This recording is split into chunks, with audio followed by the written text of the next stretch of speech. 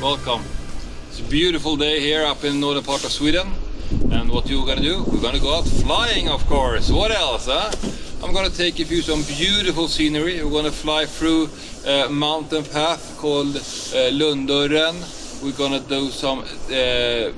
I'm gonna show you how I do it when I need to land on a lake that I've never been before, to make sure that the snow and ice is okay. We're gonna just have a great day. So, come on, let's go fly.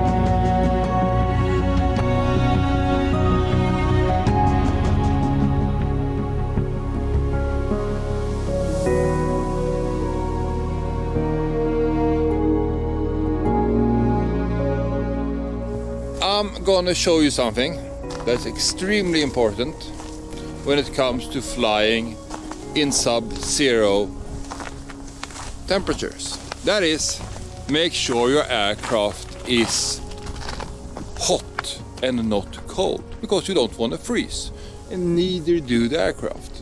So this one here, this big engine cover to keep the heat inside the engine as far as possible. This one is not only to help us to get rid of ice and snow and frost on the windows, it also isolates the cabin. But how do we get the heat inside? We have a small cable here.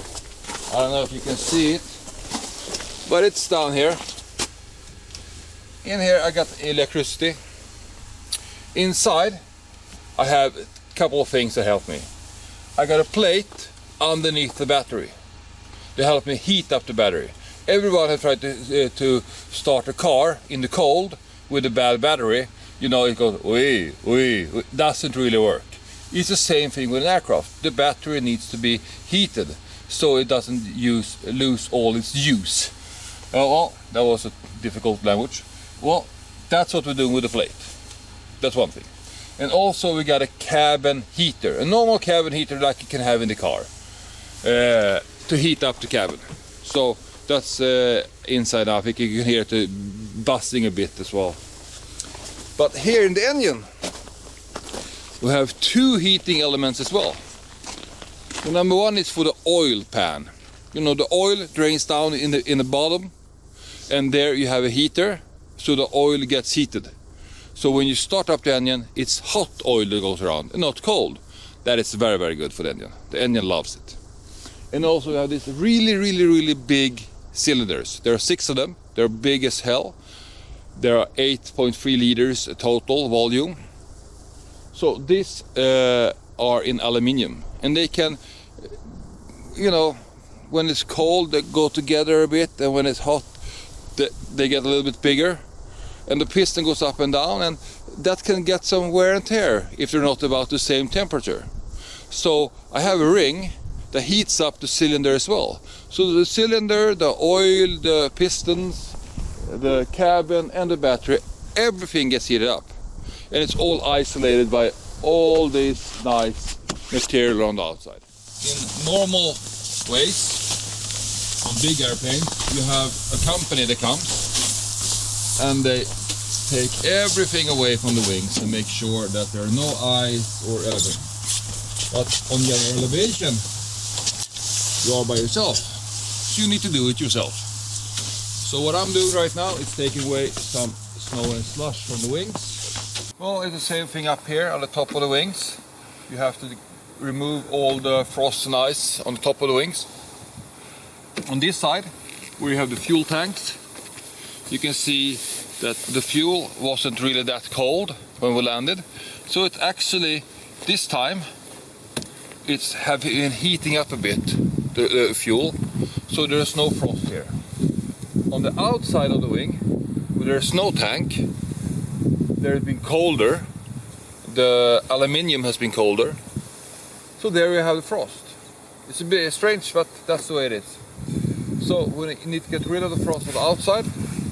On this side, the sun and the fuel has done the work for us. When you come to frost and ice, how much can you take? That is a question that I often get. And there should be no ice on the airplane. The only ice should be in your drink. That's, you know, that's the most important thing to remember. But if you get into ice, then you can feel how the aircraft moves before you make the decision in the air. But on ground, there is no reason whatsoever to take off with ice. It's so easy to remove it. So it's better to remove it when you're on the ground, on the safe place, so you're always on the safe side. You do it by the book. So there are two methods of taking this away. First, you can use the brush, and that works perfectly today because it's very little bit of frost. There are some edges that is a bit harder to remove. All control surfaces are extremely important because these are the ones to make sure that you can turn. And if they are the ones that are most likely to stall if you have ice or snow on it. So the control surface, if you have to prioritize the rudders, the ailerons, and the side rudder, elevator. That's what I think you should prioritize if you have to. But as I say, get rid of absolutely as much as possible. So you can use the brush, really good tool. But there is one more tool you can use that's even better. I'll show you. This is my magic pump. This is a normal garden pump, but what I'll use it for is I'll take 1 part pure alcohol, 98% alcohol, so say 1 liter of that. Then take 2 liters of glycol, and then take 3 liters of hot water. These 3 things combined makes a perfect de-icing fluid. So if you can't get rid of the ice, if it are in hard to reach places, you do the mixture and you just spray it on. And that is the way to get the ice out of the wings. There's always a lot of pumping flying, huh? I don't know why. But in the winter time flying, there's always one. So you just get this, especially here, and it just disappears. It's like magic. So the recipe: 1 part pure alcohol, 2 parts glycol, 3 parts hot water. And just put it in the warm car, or in the basement, or in the hangar. If you have a hangar, then you probably don't have a problem with the icing. But anyway, keep it somewhere warm, and you just use it when you need to use it. And then you're home free. And now we're gonna unwrap it.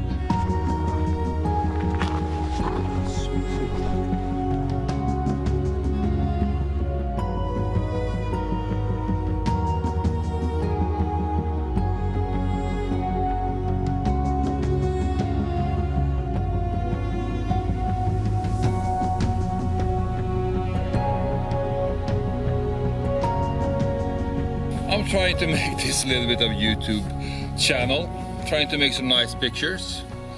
So I got this GoPro camera. It was supposed to be extremely easy. Just put the mount, take away and use the glue that it comes with, and just put it on a nice straight surface. So I did. I used this inspection hatch to do that. I put it on. We went flying yesterday, and somewhere over the mountainous area the GoPro started wobbling a bit. It wasn't actually really perfect, I have to say. it moved a lot, and I could see through here. So it has a little bit of glue in the front, a little bit on the side, but there's nothing in the middle. And when you're going about 100 knots, that's like 185 kilometers per hour, it happens something with this camera. So now you can see through here, I think. Oh, if you go that side, maybe you do. I don't know if you see it, but I can see it with my eyes anyway. So we need to peel this away, put some instant glue on, press it, make sure it's hot. So I have the car running to get some heat. We have the instant glue with us. So now we're going to do our best to make sure that this one never falls off, so we can continue having the camera outside and giving you the best possible picture. Yes. Well, these screens that you see, they're actually not 50 years old. They're brand new. Since we did the full reconstruction on this airplane, we built it up from ground up. We also changed all the avionics, so it's totally modern, absolute newest thing you can do on this general aviation. It's even touch screen, so it's so modern.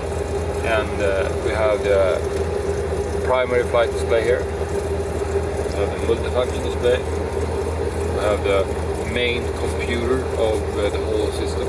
It gives us navigation, GPS. It gives us distance measuring system. It gives us all the things we need to land on different airports around the world. Also, we have communication in this one, so you can not only speak to each other inside the airplane, you can also speak to the controller and the tower there. This is the secondary system. So if this fails, this one will work. So if navigation and something breaks down here, I have a second up.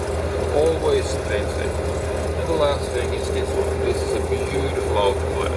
That's my fail safe. So if I can't find this one will find it. Okay, one important thing when it comes to Arctic preparation is how to switch from wheels to skis.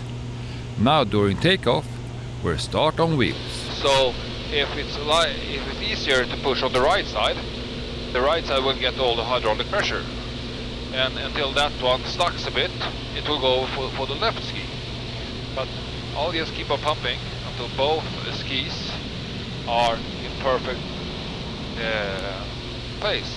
And that's about now. So now we can look at the skis. Once we're airborne, we need to prepare for landing. And since we're about to land on snow, up in the mountains, we need to get the skis below the wheels.